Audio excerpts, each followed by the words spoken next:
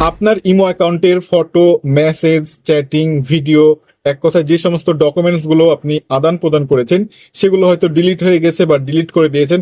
এখন আপনার অনেক প্রয়োজন। সো কিভাবে সেই ডকুমেন্টস গুলো বা চ্যাটিং গুলো বা মেসেজ গুলো আপনি আবার রিকভারি করবেন, আমি আজকের ভিডিওতে সেই প্রসেসটাই দেখানোর চেষ্টা করব। আপনার হাতের স্মার্টফোন দিয়েই আপনি নিজেই খুব সহজেই সেগুলোকে রিকভারি করতে পারবেন। সো এই ধরনের ভিডিও পাওয়ার জন্য অবশ্যই পেজটি ফলো দিয়ে রাখবেন, আর চ্যানেল থেকে দেখলে অবশ্যই চ্যানেলটি সাবস্ক্রাইব করে দিবেন। সো কিভাবে রিকভারি করবেন এখন আমি সেই প্রসেসটি দেখানোর চেষ্টা করব।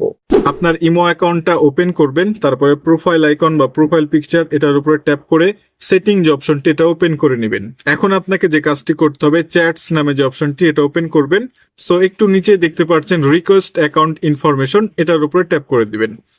Download your account information as a zip file. Account information include your profile, log in history, chat history and etc.